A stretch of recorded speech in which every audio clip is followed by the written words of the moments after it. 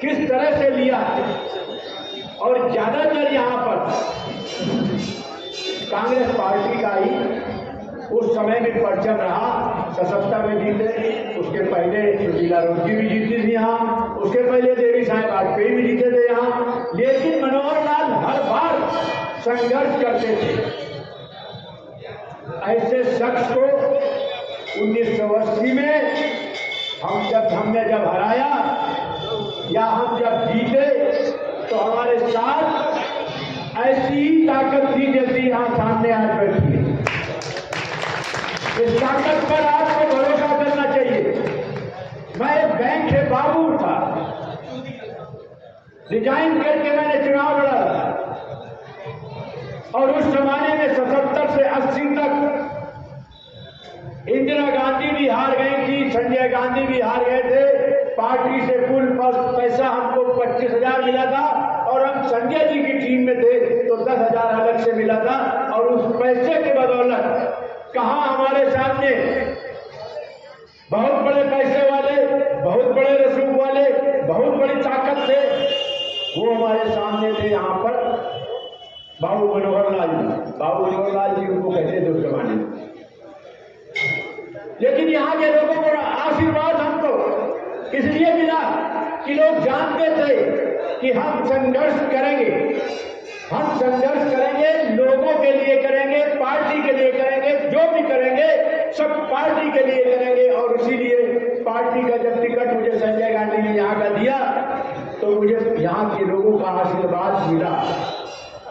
आज हम वही देख रहे हैं कि ये आज क्षेत्र जो है, उस जमाने में तो था मनोहर लाल से, आज एक सांप्रदायिक पार्टी से आपका सामना है जिसमें नफरत नफरत नफरत और नफरत की बुनियाद पे हिंदू और मुसलमान।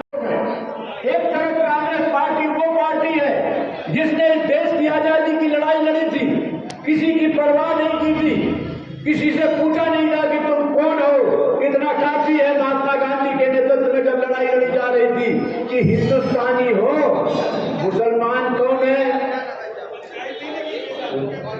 हिंदू कौन है, पासी कौन है, गडरिया कौन है, ये सब कुछ नहीं पूछा जाता था।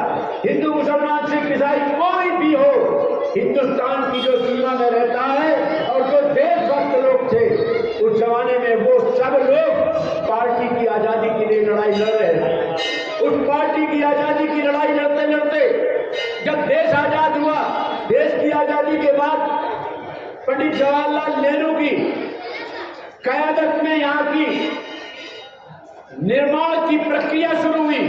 और जबकि हमारे देश के अंदर उस समय कोई चीज नहीं बनती थी, कोई उत्पादन नहीं होता था, किसी तरह का स्वीट से लेकर कोई चीज नहीं बनती थी। नेहरू जी के जमाने में बड़े बड़े डैम, IIM, IIT, ये सारी चीजें नेहरू जी की जमाने की शुरू की हुई है। नेहरू जी का वो विजन था, वो जाके देखते थे कहां पर क्या बनना है, कैसे बनना है। उत्तर प्रदेश में शक्ति नगर आए थे, देखा था, राउरकेला देखा कैसे बनना है, भाखड़ा नगर डैम देखा। वो नेहरू जी थे जिन्होंने इस देश के अंदर अपना एक भाईचारा और अमन चैन कायम किया। उस भाईचारे को, अमन चैन को इन लोगों ने, RSS वालों ने हमारे तोड़ा है। और जो RSS वाले जब आजादी की लड़ाई लड़ी जा रही थी वो अंग्रेजों के मुख पर होते थे, वो आपके हमारे आपके बीच के नहीं थे। इनसे आज पूछो कि कहां पर है वो तुम्हारे नेता, उसमें श्यामा प्रसाद मुखर्जी बताएंगे, वीर सावरकर बताएंगे, इस तरह अंग्रेजों के पिट्ठू थे, मुखबिर थे। और यहाँ पर भी मुखबिरी होती थी, हिंदुस्तान के लेवल पर RSS के लोग मुखबिरी करते थे अंग्रेजों के तलवे चाटते थे, नहीं चाहते थे कि देश आजाद हो। इस देश का आम आदमी जो महात्मा गांधी के नेतृत्व में लड़ाई लड़ रहा था, वो चाहता था देश आजाद हो जाए ताकि हम अपने पैरों पर खड़े हों और हम अपने स्वाभिमान की रक्षा कर सकें। आज हमारी बहन, ये हमारे किशन लाल पाल अटल की बहू बता रही थी, हमारी भी बहू है, कि किस तरह से ये झूठ का पैगाम दे रहे हैं। इतना झूठ बोलते हैं यहां से लेकर देश विदेश तक। अंतरराष्ट्रीय झूठा है हमारे देश का प्रधानमंत्री, उसी तरह की ये अपराधी भी हैं। इनके साथ के अमित शाह जो आज होम मिनिस्टर बने बैठे, ये 2 साल तक कड़ी पार रहा है और इसके ही मोदी जब वहां गए तो जो हरेश पांड्या थे, इनके मंत्री थे, गृह मंत्री थे, वो घूमते हुए सुबह घूमने जाते थे, अपनी गाड़ी में मरे पाए गए और उसका जिसने भी जिसने उन्हें मारा था उसका काउंटर करा दिया और जिस जज के बाद उसका फैसला था उसका भी एक्सीडेंट करा दिया। किस तरह से ये लोग खतरनाक हैं। ऐसे खतरनाक लोगों से मोर्चा तुम्हें लेना है और वो भी संदीप के।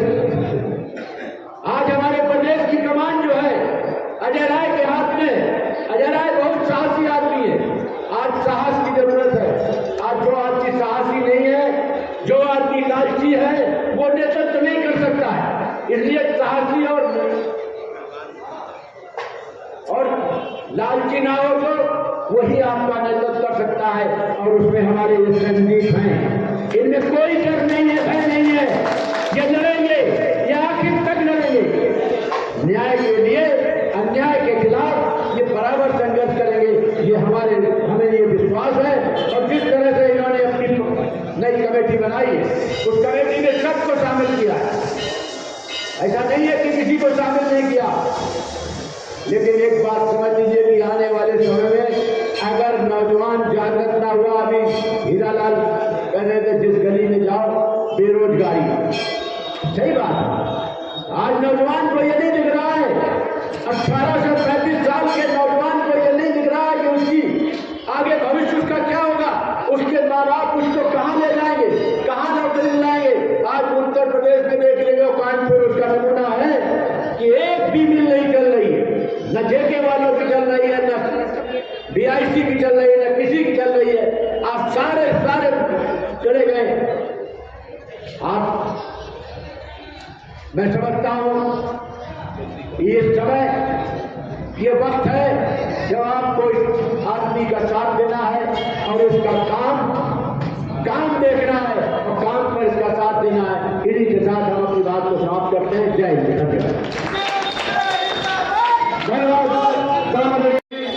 हमारी कमेटी में उपाध्यक्ष भाई बाबूराम सोनकर जी और हमारे बड़े भाई जिनको देख के मैं बड़ा हुआ, जिनकी राजनीति मैंने देखी, जिनकी सेवा मैंने देखी जनता में, ऐसे हमारे अरुण द्विवेदी जी, हमारे रामचंद्र गुप्ता जी, भाई हीरालाल निषाद जी, हमारे उत्तम साहब, बड़े भाई हमारे एडवोकेट सतीश दीक्षित जी, हमारे छोटे भाई शक्ति पांडे जी, आदरणीय दिनेश तिवारी जी, और इस कार्यक्रम के संयोजक देवी प्रसाद निषाद जी, आदरणीय अतर नईम साहब, ए.के. शुक्ला जी, अभिषेक दीक्षित जी, सीलू दुबे जी, और हमारा भतीजा जो कि यूथ कांग्रेस का पहला निर्वाचित अध्यक्ष हुआ इस लोकसभा से, शिवनाथ नारायण शुक्ला जी, हमारे सामने बैठे मनोज त्रिवेदी जी, अशोक त्रिवेदी जी, अनिल पांडे जी, टिल्लू दीक्षित जी, शैलेंद्र राठौर जी, गुड्डू गुप्ता जी, कपिल भाई, और जितने भी मेरे सामने बैठे मेरे सम्मानित भाई हों, मैं आप सबका हृदय से आभार व्यक्त करता हूं कि आप लोगों ने इतनी बड़ी संख्या में काली जी के मंदिर में आकर हर विधानसभा, चाहे वो बिठूर हो, चाहे कल्याणपुर हो, चाहे महाराजपुर हो, चाहे हमारा घाटमपुर हो, सब जगह इस कदर भय का माहौल बनाया जा चुका है।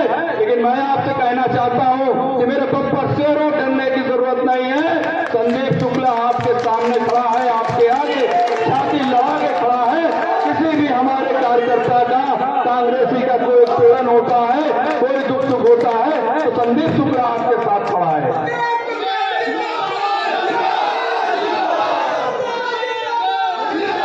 मेरे भाइयों, आप लोगों को अकेला समझने की जरूरत नहीं है। जब तक मैं हूं, मैं आप लोगों के साथ हूं, प्राणपण के साथ हूं, आपके हर संघर्ष में, हर लड़ाई में, हर बात में आपके साथ हूं। मेरे जो कांग्रेस के लोग हैं, हमेशा से मेरे परिवार को इनका आशीर्वाद मिलता रहा है। हम लोगों ने कांग्रेस के लिए संघर्ष किया है, हमारे पिताजी ने संघर्ष किया माननीय भूधर नारायण मिश्रा जी के नेतृत्व में। आज मेरा सौभाग्य है कि मैं इनके नेतृत्व में या इनके आशीर्वाद में, इनकी छाया में पग पग कदम बढ़ाते हुए कांग्रेस को मजबूत करने की दिशा में बढ़ रहा हूं।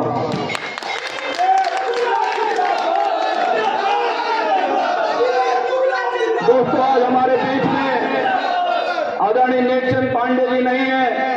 ये हमारा दुर्भाग्य है, खासतौर पे मेरा व्यक्तिगत नुकसान है, क्योंकि उनके रहते, क्योंकि वो देहात के अध्यक्ष रहे थे, तो मुझे बहुत सफलता मिलती, उनके जो आशीर्वाद मिलता उनसे मुझे बहुत लाभ होता। लेकिन शक्ति पांडे के रूप में उनका बेटा, जिस दिन से मैं अध्यक्ष बना हूं, मुझे कहने में कोई गुरेज नहीं कि एक पैर इनका सुप्रीम कोर्ट में रहता है तो दूसरा पैर कानपुर में रहता है। एक हफ्ते में 3-3 बार शक्ति पांडे कानपुर आते हैं, मुझे ताकत देते हैं, मेरे साथ बिल्लौर जाते हैं, मेरे साथ घाटमपुर जाते हैं, मेरे साथ बिठूर जाते हैं। आप लोगों का ये सहयोग जो मुझे मिल रहा है, निश्चित रूप से मेरे लिए ऊर्जा का काम कर रहा है। मेरे साथी अंकित कनौजिया हों या मेरे जो भी दोस्त हैं, सब जानते हैं कि मैं आप लोगों के लिए जीता हूं। मुझे कोई लालच नहीं है, कोई लोभ नहीं, कोई मोह नहीं है।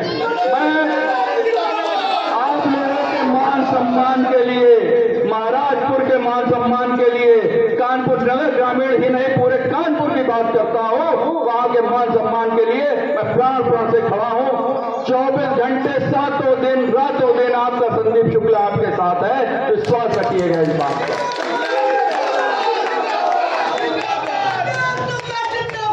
बहुत सारी बातें, बहुत ओजस्वी विचार आए। सुनील राजदान जी ने तमाम बातें कही, देव प्रसाद निषाद जी ने बहुत सी बातें कही।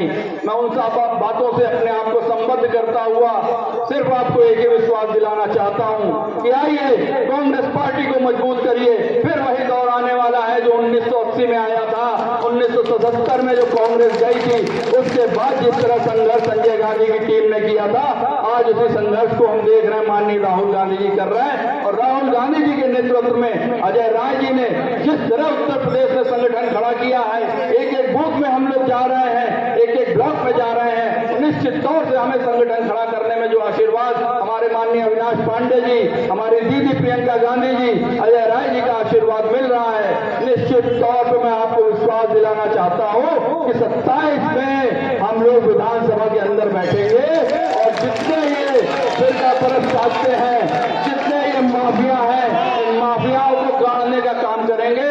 योगी जी कहते हैं ना मिट्टी में मिलाने की बात, लेकिन वो मिट्टी में तो मिलाने का काम करते हैं, लेकिन उसमें एक आंख बंद करते हैं, दूसरी आंख खोल लेते हैं। इसमें भेदभाव नहीं होना चाहिए। माफिया माफिया होता है, वो चाहे कोई भी हो, किसी जात का हो, किसी धर्म का हो। योगी जी, मैं आपसे आह्वान करता हूं और आपको चुनौती भी देता हूं कि इस तरह से भेदभाव वाली कार्रवाई जो आपने करी है उत्तर प्रदेश में, निश्चित रूप से 1927 में इस देश का अल्पसंख्यक, पिछड़ा और दलित वर्ग आपको उतारने जा रहा है गद्दी से और कांग्रेस के नेतृत्व में सरकार बनाने जा रहा है।